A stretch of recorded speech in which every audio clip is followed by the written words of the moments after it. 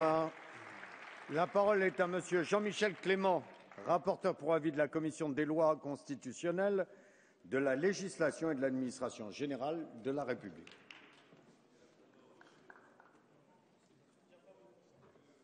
Ça va venir.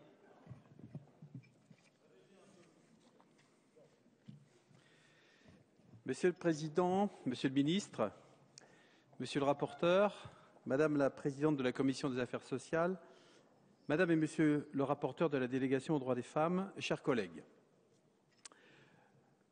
Le rapporteur de la Commission des affaires sociales vient d'exposer avec force, nuance et précision le détail d'un projet de loi complexe mais essentiel au redressement de notre économie. En ma qualité de rapporteur pour avis de la Commission des lois sur l'article 5 de ce texte, article qui traite de la participation d'administrateurs élus ou désignés par les salariés dans les conseils d'administration ou de surveillance, je ne me livrerai pas à un exercice d'une telle ampleur. D'abord, parce que le mandat que je tiens des membres de la Commission ne m'habilite pas à parler en leur nom d'articles qui n'entrent pas dans le champ de sa saisine. Ensuite et surtout, parce qu'en la circonstance, le contenu compte tout autant que le contenant. Qu'est-ce à dire et que fait le projet de loi? À l'évidence, il consacre en premier lieu des avancées sociales. Il s'agit par exemple de la généralisation de la couverture collective santé pour les salariés, de la création d'un compte personnel de formation ou de l'encadrement du travail à temps partiel. En second lieu, il propose des instruments utiles dans l'entreprise de redressement du pays qui commence. Je ne citerai ici que l'obligation de représentation des salariés au conseil d'administration ou de surveillance des grandes entreprises, ou encore la réforme de la procédure de licenciement collectif pour motif économique. Mais au-delà, et c'est sans doute tout aussi fondamental, le projet de loi illustre une démarche, pour ne pas dire une méthode, sur laquelle je centrerai une partie de mes propos. Celle qui consiste à donner aux acteurs de la démocratie sociale le temps et les moyens de jouer pleinement leur rôle et ainsi d'apporter leur pierre à la rénovation de notre droit économique et social. Chacun le sait, le projet de loi puise en grande partie ses origines dans le texte signé par des organisations représentatives des employeurs et des salariés, l'accord désormais célèbre du 11 janvier 2013. De fait, le dispositif dont nous commençons aujourd'hui l'examen reprend de nombreuses stipulations de cet accord. Il s'inscrit dans ses objectifs et il en tire toutes les conséquences au plan législatif. Ce faisant, il donne consistance à la volonté exprimée par les signataires de l'accord et il marque l'achèvement de l'un des premiers chantiers ouverts par le gouvernement avec les partenaires sociaux lors de la grande conférence sociale des 9 et 10 juillet 2012.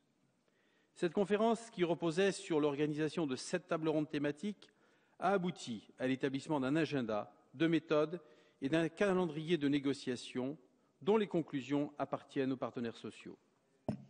De ce point de vue, l'accord du 11 janvier et le projet de loi permettent de matérialiser les premières réalisations d'un processus que je crois pour ma part prometteur, celui d'instaurer un dialogue social d'une qualité nouvelle dans l'entreprise. Ce texte fait une large place aux accords d'entreprise en laissant le soin aux acteurs d'organiser le dialogue. Qu'il s'agisse du fonctionnement habituel de l'entreprise ou des opérations de nature exceptionnelle. Ce texte met l'accent sur la capacité des acteurs syndicaux à assurer un rôle accru dans un dialogue social renouvelé. 2 conditions m'apparaissent nécessaires pour y parvenir. La formation des représentants des salariés et la loyauté avec laquelle l'information nécessaire au débat sera transmise par les dirigeants de l'entreprise. En effet, l'implication permanente dans les organes de gouvernance supposera l'acquisition de nouvelles connaissances et la culture du pouvoir liée à la rétention de l'information, très ancrée dans nos entreprises, devra changer. Aujourd'hui, d'autres travaux sont en cours. Je ne doute pas qu'ils aboutiront eux aussi, et le Parlement aura sans doute à en connaître. Dans cette perspective, le projet de loi nous fournit une première occasion de démontrer la possibilité d'un dialogue fécond entre dépositaires de la souveraineté populaire et acteurs de la négociation collective. En effet, le texte issu des travaux préparatoires à la séance publique ne se réduit pas à un simple acte de transposition de l'accord du 11 janvier 2013.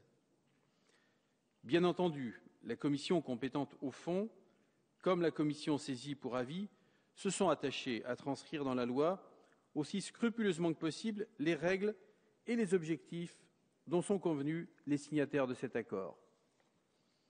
Pour autant, il revient au Parlement, en application même de l'article 34 de notre Constitution, de définir des principes et des règles applicables sur l'ensemble du territoire national.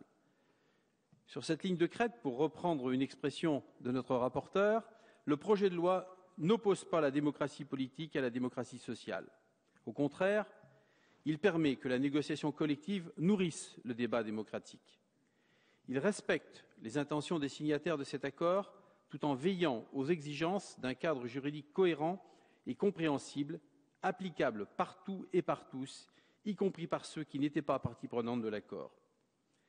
Ne l'oublions pas, cet accord du 11 janvier résulte d'un compromis.